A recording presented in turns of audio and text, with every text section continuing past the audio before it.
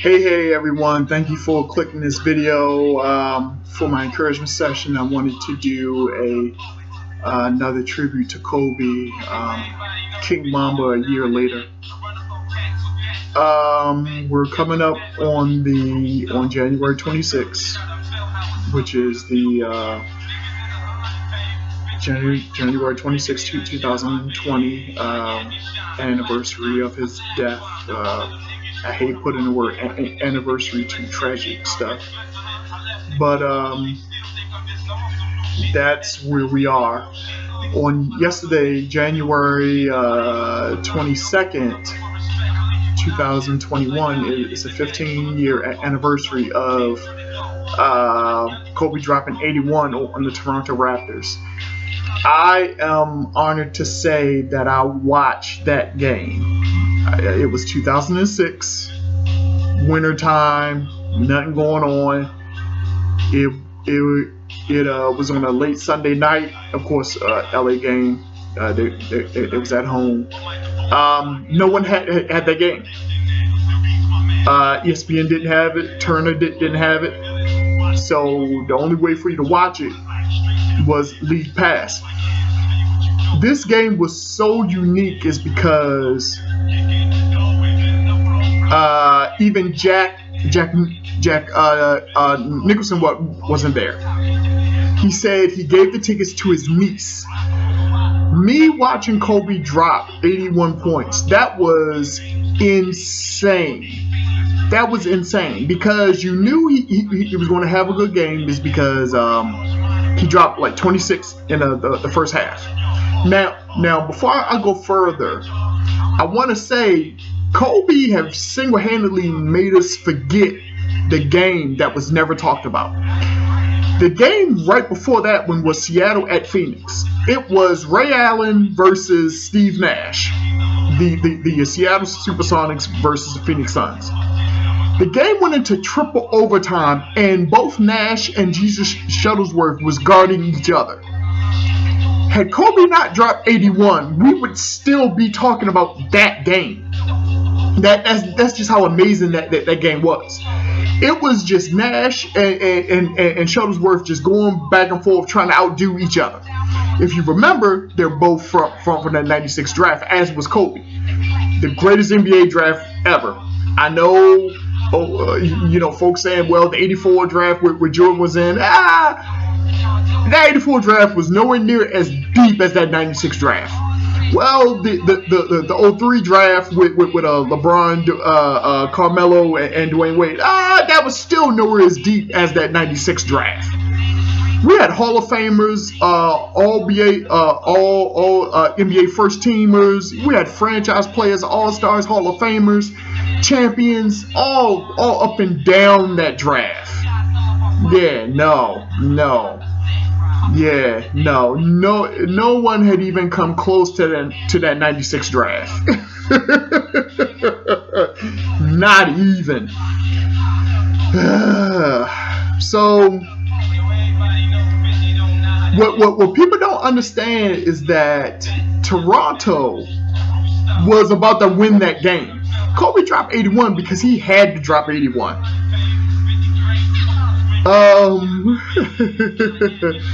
They were several of the Kobe posts that I follow on IG. They posted on Twitter his remarks from that game. He said, "I should have had 100 because the shots he didn't miss were easy." I'm watching this. I'm like, in 06, I'm watching this. I'm like, yo, is he going for 100? I wanted Toronto to win because, I'm not a Laker guy, but I get it. But y'all understand, Toronto was stirring the pot. they were stirring the pot. Okay. Notice how for you to be great, it's going to take somebody or some people to push you. And they just pulled that out of Kobe that night, man. I mean, it was insane. So I know we give Jalen Rose a lot of flack for that, but the majority of that 81 fell on Morris Peterson of the Toronto Raptors, out of Michigan State. We never talk about him, but because Jalen is so famous, we get on him the most. It's like, nah, the bulk of that was on Mo Pete. So yeah, that was a great game, man. And I was just, it was just one of those moments in time, man. The next day, NBA TV got it, and they was playing it back and all this stuff. I was like, nah. There's nothing like watching it live. There's nothing like watching it live. In the dead of winter, nothing is happening. Toronto at the Lakers, the worst. Then you watch it, and then you're like, what's happening? What is happening? So yeah, that's So here we are, a year later, coming up on January 26th, 2021, a year later of his death. It's still hard to think about. It's still hard. Kobe Bryant was the greatest of us. Chadwick Boseman, the greatest of us, man. Chadwick was impressed by Kobe, and Kobe was impressed by Chadwick. That's the kind of company you want to be in, y'all. Where the only people that understand you are the people who give that level of sacrifice to their craft. I remember when Dr. Miles Monroe, he told the story when he was in Chicago. He had a teaching to do or some seminars, and he got in the elevator, and Michael Jordan was on the elevator. And Dr. Miles Monroe said, "I know you." And Jordan says back to him, "I know you. And I got all the guys reading your books."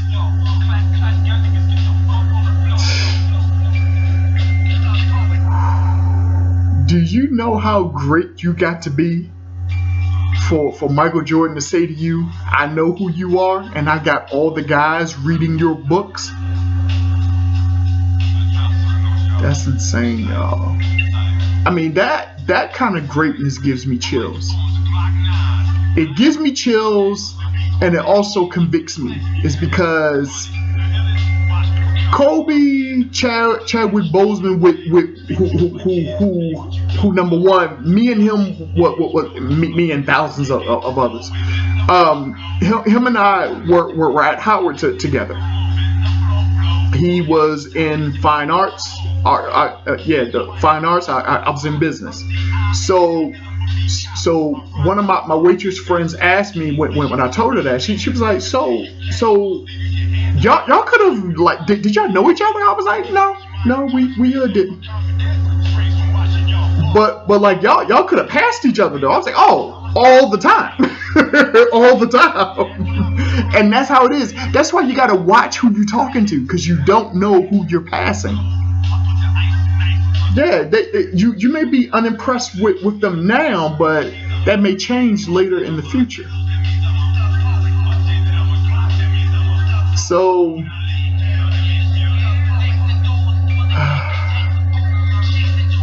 the Bryant family is doing well. Vanessa is still gorgeous. Still gorgeous. Still in shape. Follow her on IG as millions of other people do. Natalia just turned 18. She just had her 18th birthday a couple of days ago. This week, actually. Yeah, she's going to be a heartbreaker. She's easily going to be a heartbreaker. She looks like her mother, but she has her dad's complexion. Gorgeous. the two youngest ones, Bianca, BB, and the very youngest one. The youngest one name escapes me at the moment. Yeah, I mean by them stretching them out. I mean, you had Gigi and Natalia, you know, on this level, and then have the two youngest ones years apart, and they're like right behind each other. That's yeah. Vanessa going to be busy. She is going to be busy for a long time. Natalia is looking at schools. I saw a post that she got accepted to Columbia, but I think her mom wants to keep her in LA. You know, let me just come on and say this. I hope Vanessa Bryant gets married again, but I want her to be married to a billionaire, though. I know those who are watching, it's like, so why a billionaire? It's because you have got to be a unique specimen to follow behind King Mamba. You have got to be. I mean, yes, I hope she does get married, because I think Vanessa's 37. A widow has a better chance of getting married than a single woman does. Statistically, a widow has a better chance of getting married than a single woman, a single modern today's woman. She served her husband, she served her children, she served the community.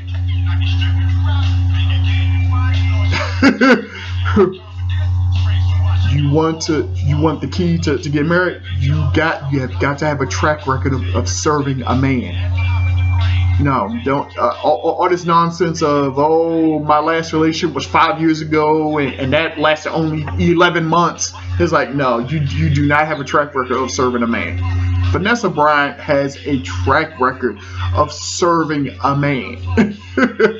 So she will not have a problem getting remarried if that's what she chooses to do.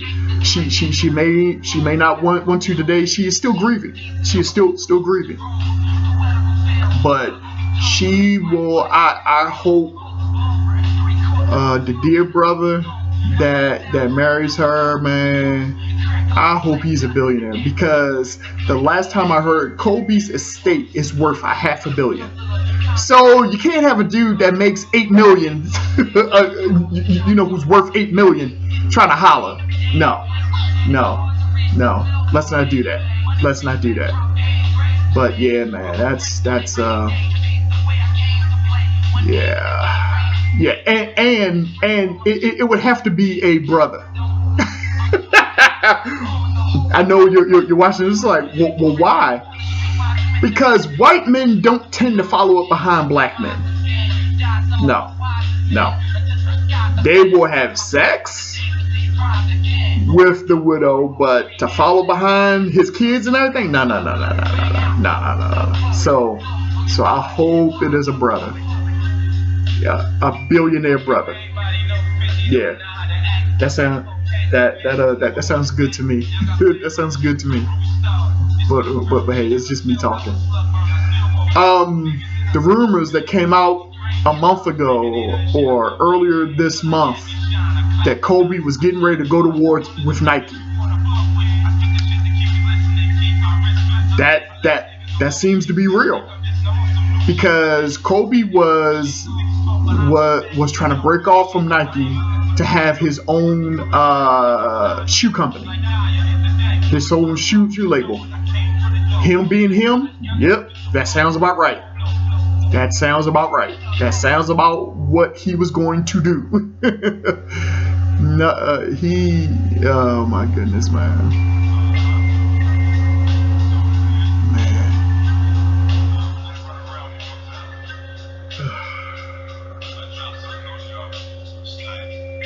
It still hurts. It still hurts, man. So I just wanted to do this little tribute. I miss him. I've never met him. His rookie year in the league, it was my freshman year at Howard with Chaswick. But yeah, just miss him. He inspired at least 2 generations of women and men. Yeah. So, all right, we'll end this. Keep me in prayer, y'all, because this a man will grieve about something and don't even tell you about it. A man will be hurting and won't even bring it up. So I'll just ask you, just keep me in prayer, because this is a lot. This is a lot. This is a lot. Keep the Bryant family in prayer. I mean, not just Vanessa and Natalia and the babies. I mean, his parents. Keep Vanessa's mother in prayer, because yeah. Keep their loved ones, their family, their sisters, their cousins, who I think is a great idea. When Kobe passed, Vanessa was not shy about having the family over, and I mean her family, his family, the sister-in-laws and everything, the cousins, and just posting stuff and doing a lot of TikTok videos. I mean, just even though you're hurting, just keeping the the joy coming in, Also, when Kobe's birthday came in August,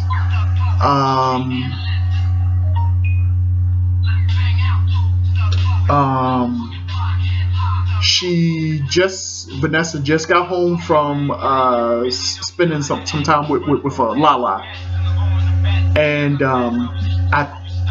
I remember a post from Vanessa on Kobe's birthday and how badly she was hurting, like and like Lala posted, she was like, "Girl, I wish you would have said something. I would have kept you here longer, or we would have organized how we did this. But you to be alone on his birthday, that's just not, yeah." So yeah. So just keep us in prayer. Keep them in prayer. Larry King just passed away. Larry King retired and came back to work like 20 different times. He had a wife half his age and had children a tenth his age. But that was excellence, though. That was excellence, man. Larry King, that was excellence in the flesh. Excellence personified. All right, y'all. Keep all of us in prayer. Bye.